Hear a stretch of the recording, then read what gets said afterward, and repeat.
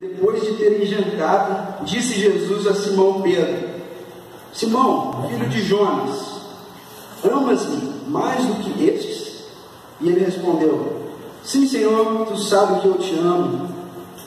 Disse: apacenta os meus cordeiros.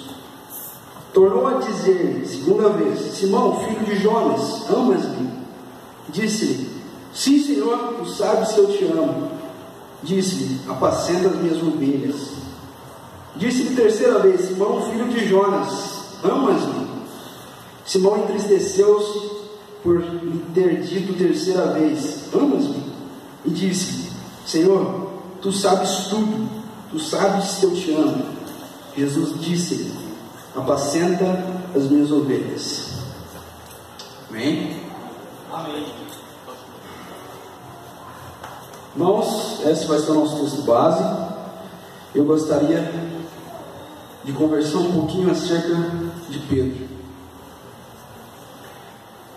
Me chama a atenção um texto que está no mesmo capítulo e poucos versos antes desse, que é Pedro.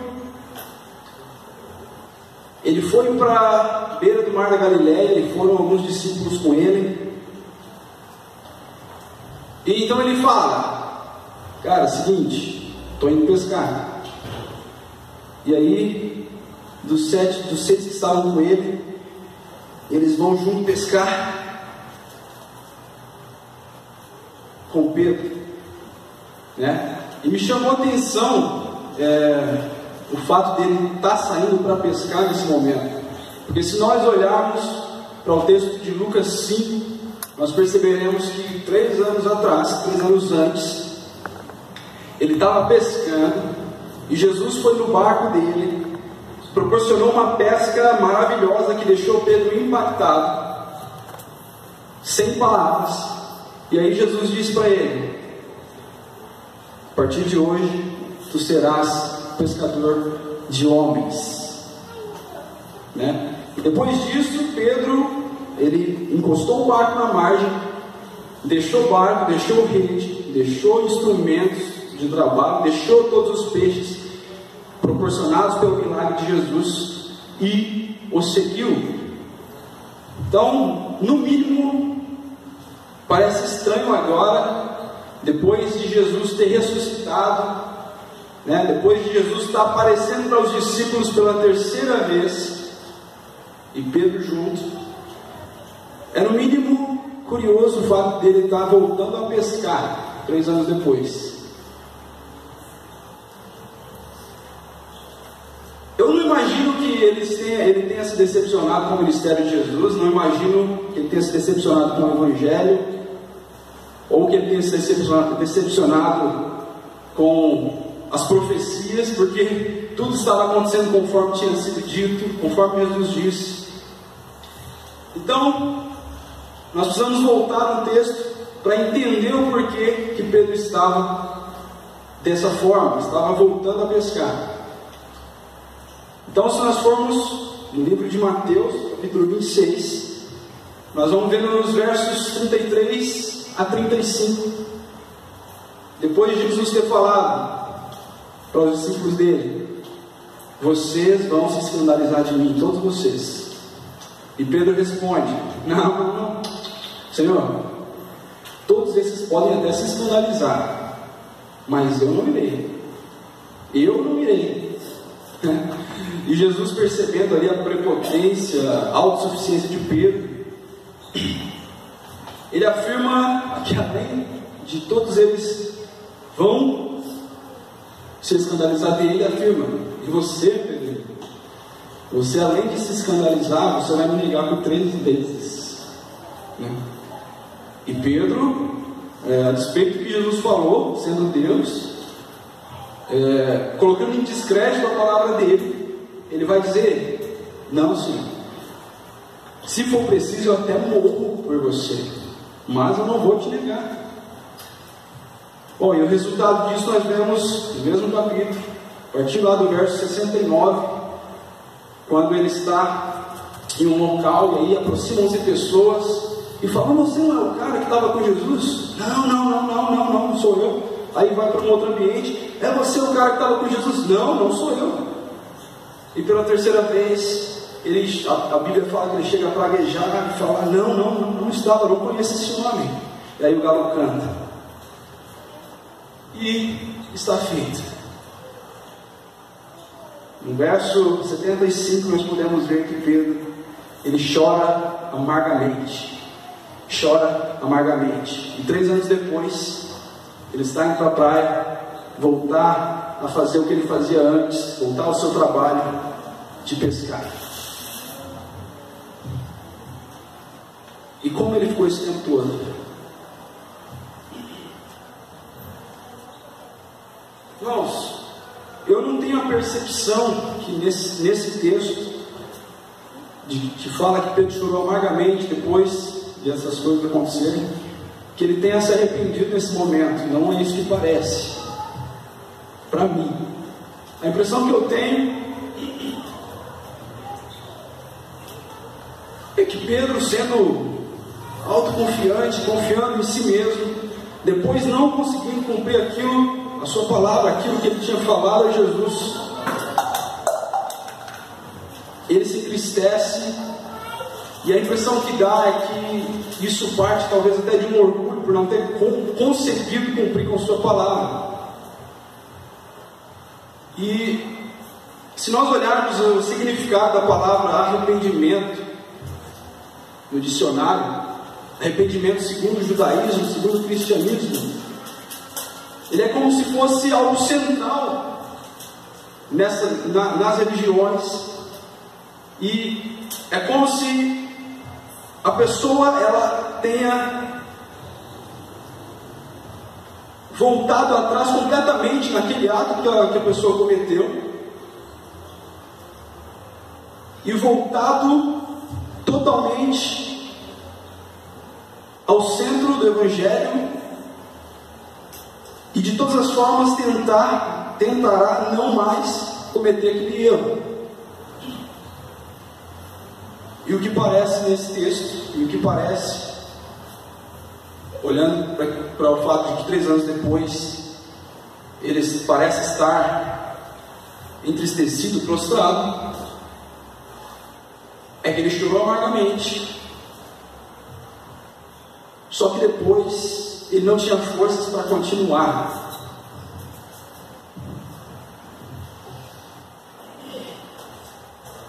Irmãos, meu pai está gravando aqui. Ontem, à noite, vocês já devem estar morrendo de vontade de rir de mim, né? Por causa dessa coisa que talvez não dá nem para identificar o que é.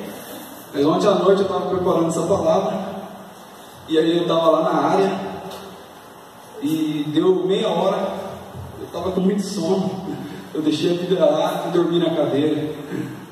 Passou acho que 20 minutos, chega a mensagem no meu WhatsApp, eu vou olhar, meu pai fez um book meu, com legenda e tudo, dizendo palavrinhas de amor. Olha aqui, tendo a revelação, meditando e ao mesmo tempo roncando, né? E mandou tudo para mim pelo WhatsApp. Aí a hora que eu vi, eu dei risada só. E depois de um tempo eu falei assim, na verdade é que a palavra fala que aos seus ele dá até enquanto dorme. Eu estava testando isso, né? Daí ele falou, mas não sei não, viu? Porque você demorou muito para responder. Eu falei, não, é que a revelação veio, eu acordei e fui anotar, não deu tempo de responder. É lógico que era tudo frágil, mas amém. Eu fiz isso aqui na cabeça para vocês prestarem atenção em mim, né? Porque é uma bagunça o tempo todo, estou brincando. Então, gente, então se nós olharmos para agora, o capítulo 21 de João, nos versos ali, antes do que foi o nosso texto base, vamos perceber que Jesus, ele prepara algo assim que parece não foi orquestrado, algo totalmente pensado por ele, né? Porque Quando Pedro decide e diz: eu vou pescar, e aquela galera segue e vai com ele. Então eles pescam a noite toda. É engraçado que ele é pescador, eles são pescadores, mas nos registros da Bíblia, toda vez que eles vão pescar, eles não pescam nada. E aí, assim como no Lucas 5, eles passaram a noite, dessa vez, e não pescaram nada. Então Jesus deu a manhã, foi para lá, falou com eles e direcionou: pesca aqui. E aí eles pescaram novamente muitos peixes. Então Jesus disse: vamos encostar, vamos fazer uma refeição juntos. E isso é maravilhoso, porque eu não sei como estava o coração de Pedro, mas a impressão que dá, imagina só, uma pessoa que te ama e você dá uma mancada dessa com ela. Eu não sei se eu teria coragem de olhar nos olhos dessa pessoa depois disso acontecer, de vergonha, sabe? E não saber qual a reação. Então, Pedro estava com esse sentimento: eu neguei ele me avisou, eu disse que não, eu fui e neguei. Quantas vezes nós, assim como Pedro,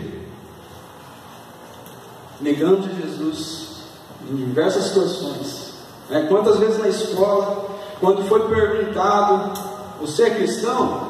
Talvez com mais de deboche, envergonhado, você disse: não sou cristão. Talvez na empresa, quando um dia foi solicitado para que você mentisse, dizendo que seu patrão não estava, ele estava na tua frente, e aí você disse: não está. Sabe, em diversas situações, talvez Deus preparou uma situação para que você falasse dele para alguém em determinado lugar, e você virou as costas e não falou. Eu não sei, mas muitas vezes nós passamos por situações que entristecem ele. Mas eu quero dizer uma coisa: ele preparou aquela refeição, e talvez em um ato de misericórdia, e querendo dizer para Pedro: cara, fica tranquilo, você errou, você me negou, mas eu estou aqui preparando uma refeição para a gente comer junto, fique em paz. Talvez você pense que o que você tenha feito é muita mancada, mas Jesus ele vai dizer: fica tranquilo, eu preparei uma refeição para a gente comer junto, sabe? E essa refeição ela foi cara, porque para a gente ter essa refeição juntos, eu morri numa cruz e eu ressuscitei. Agora, por favor, aproveita aquilo que eu te proporcionei. E Jesus ele prepara essa refeição e eles comem juntos, né? E talvez essa refeição também tenha servido para que Pedro ele ficasse mais fortinho, para depois receber algo que talvez iria o chatear um pouco. E aí nós vamos entrar no nosso texto base. É engraçado que Pedro era um cara de muita fé, né, meu? Eu fiquei de cara estudando isso ontem, porque Jesus afirmou para ele uma vez e ele disse que não. Jesus afirmou de novo e ele negou. Ele falou: não, ele já estava negando a palavra de Jesus. Ele falou: não, eu não vou te negar, se eu preciso eu morro. Pedro era um cara de muita fé, né? Acho que ele olhava para o reflexo das águas e dizia: nunca vi tanta fé como a em ti. Só que era a fé dele mesmo, né? Então nós vamos entrar naquele texto que lemos.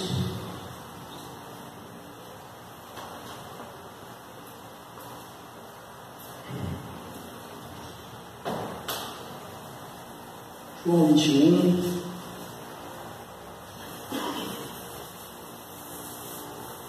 A partir do verso 15. Depois de terem jantado, disse Jesus a Simão Pedro: Simão, filho de Jonas, amas-me mais do que estes? Ele respondeu: sim, Senhor, tu sabes que eu te amo. Disse: apacenta meus cordeiros. 16. Tornou-lhes a dizer segunda vez: Simão, filho de Jonas, amas-me?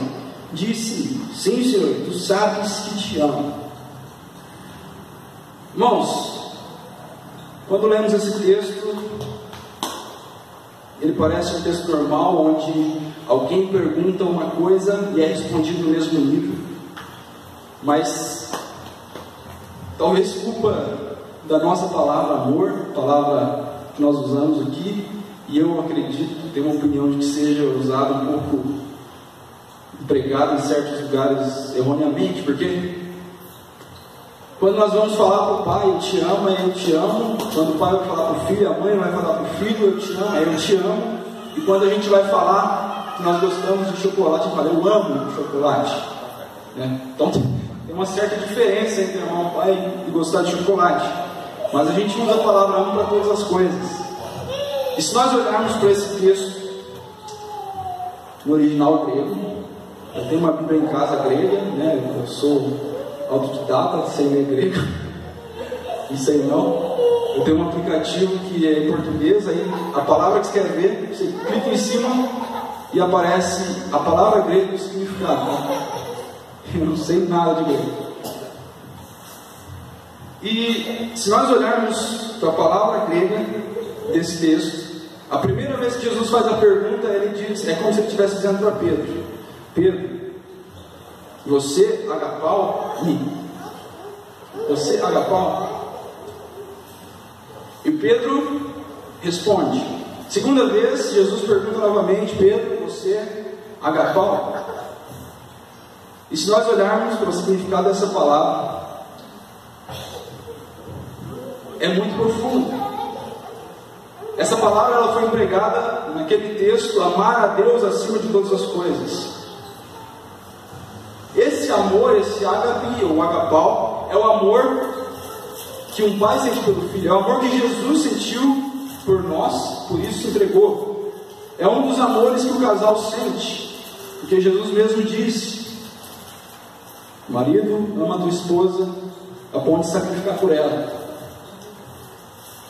É um amor muito forte, e esse é o amor que até mesmo segundo o mandamento, se não me engano, em Lucas 22, amar ao Senhor acima de todas as coisas, ame o Senhor de todo o teu pensamento, enfim.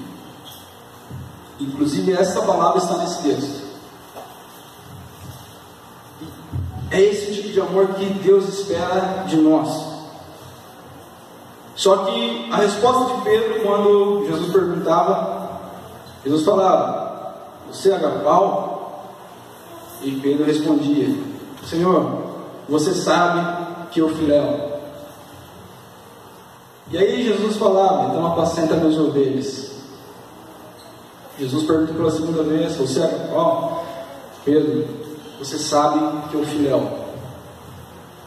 Então apacenta as minhas ovelhas. Então, da terceira vez que Jesus perguntou para Pedro, ele já não usou mais a palavra agapau. Ele usou a mesma palavra que Pedro havia respondido para ele nas duas perguntas anteriores: Pedro, você filéu?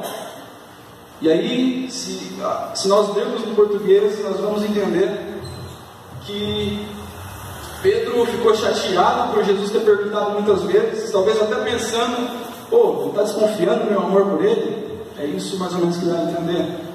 Mas na verdade ele se entristece, porque eu imagino que cai na alma dele e ele entende de uma vez por todas: cara, eu não amo ele como ele gostaria que eu amasse. Filéu, o amor filéu,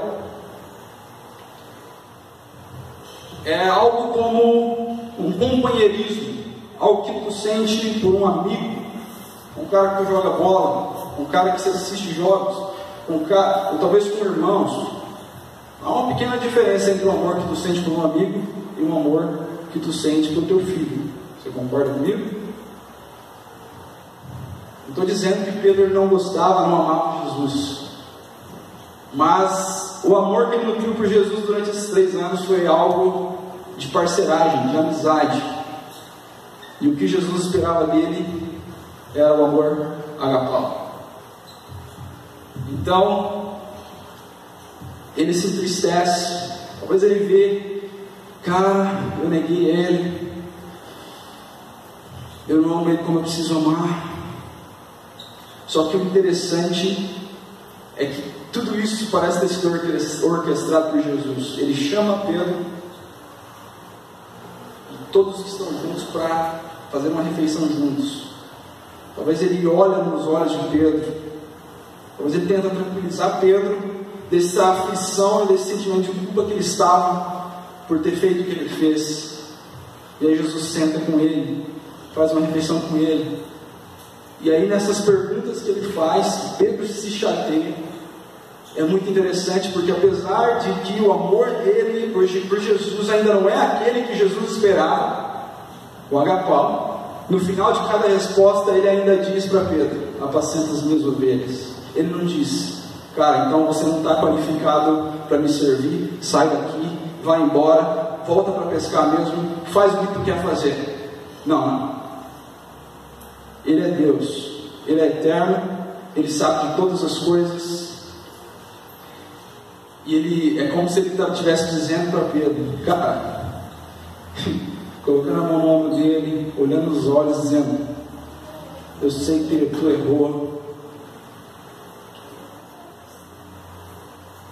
Você com tuas forças realmente não consegue me agradar. Você é falho. Mas cara, fica tranquilo. Eu sou Deus. Eu sou onisciente. Eu sei de todas as coisas. Fique em paz. E aí, se nós lermos o verso 18,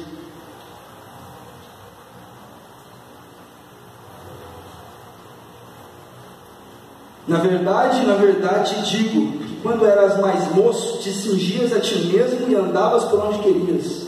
Mas quando fores já velho, estenderás as mãos e outro te cingirá e te levará onde tu não queiras.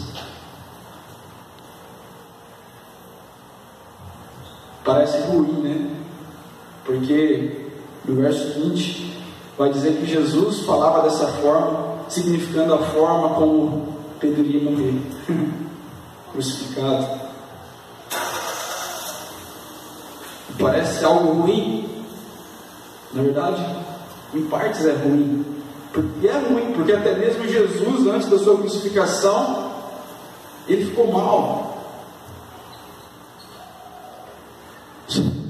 Só que eu acho que no momento que ele fala isso para Pedro, Pedro ia ter tempo para ter aflição mais tarde lá, quando fosse crucificado. Mas imagino que tenha sido motivo de alegria, porque o que ele tinha até agora era o fato de que ele já sabia, Jesus já havia confirmado que ele não amava a Jesus da forma como deveria, como Jesus merece. E ele está completamente triste com isso. E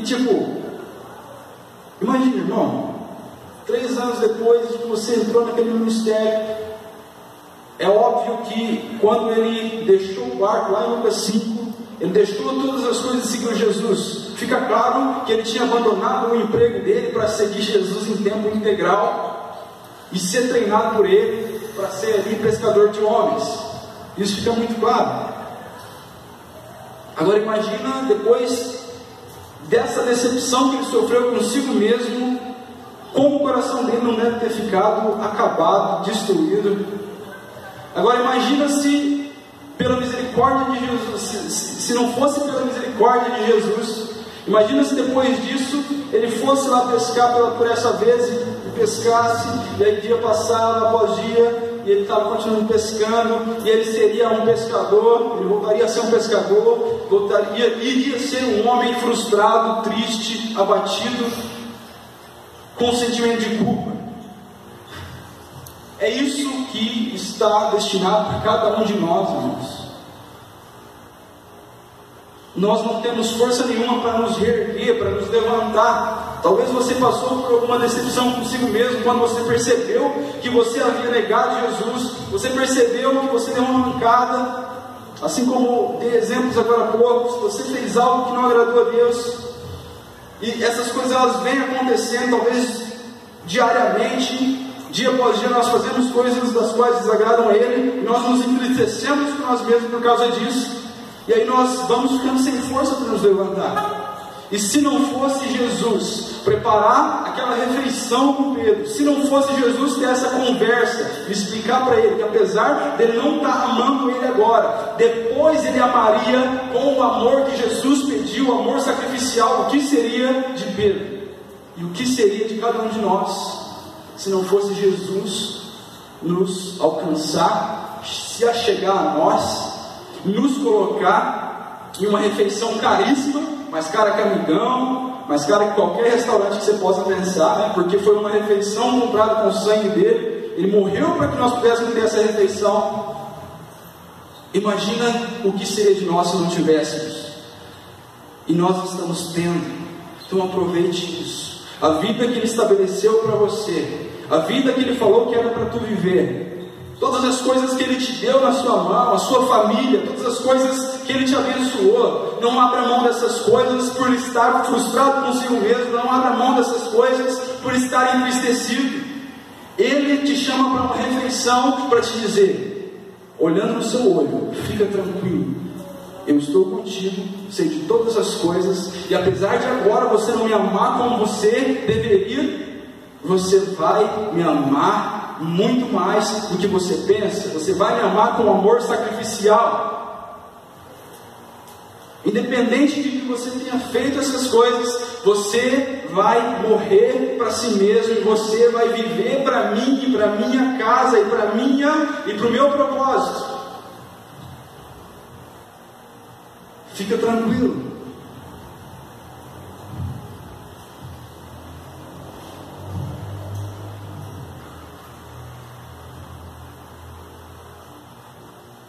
Ele disse isso significando com que morte havia ele de glorificar a Deus. E dito isso, disse, segue-me, fica tranquilo, você vai ter uma morte, nós vamos morrer, permaneça nesse caminho, você vai amá-lo assim como ele merece ser amado.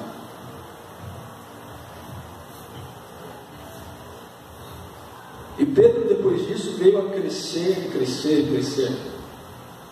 Logo depois desses versos, Jesus fala, tá, você não me ama como deveria, mas você vai me amar, fica tranquilo, você vai ver como você há de morrer para me glorificar. Aí Pedro, ele ainda faz algumas coisas das quais vem aí de talvez uma criança na fé. Ele pergunta para Jesus, mas o que vai ser de João? Fala para mim. E aí Jesus fala, e se eu quiser que ele viva para sempre? E aí? O que você tem com isso? E aí fala que daí espalhou-se o dito de que João viveria. Por quem será que se espalhou esse dito? Para quem que Jesus falou? Para Pedro. Mas para a glória de Deus, depois disso ele veio amar Jesus com esse amor sacrificial. Depois disso ele veio contribuir demais para que esse evangelho chegasse onde chegou. Ele ainda foi muito tratado. Deus precisou dar uma visão para ele aceitar os de fora que não eram judeus, né? Mas para a glória de Deus ele passou a amar a Deus como ele merecia. Amém? Se coloque em pé.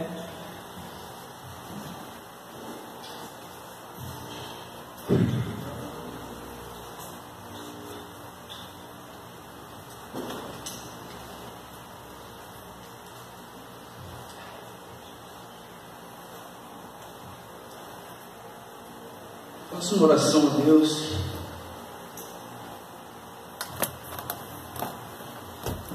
Deus amado e poderoso, muito obrigado por essa noite maravilhosa, por esse dia em Tua presença. Muito obrigado, Senhor, porque a Sua presença neste lugar, ela foi palpável. Que, Senhor, nós possamos absorver esse espírito de alegria que o Senhor derramou sobre esse corpo essa noite. Que nós possamos ter essa alegria no nosso interior, essa paz que excede todo entendimento, a despeito de tudo aquilo que estamos passando e de tudo aquilo que ainda precisamos, em nome de Jesus, Pai.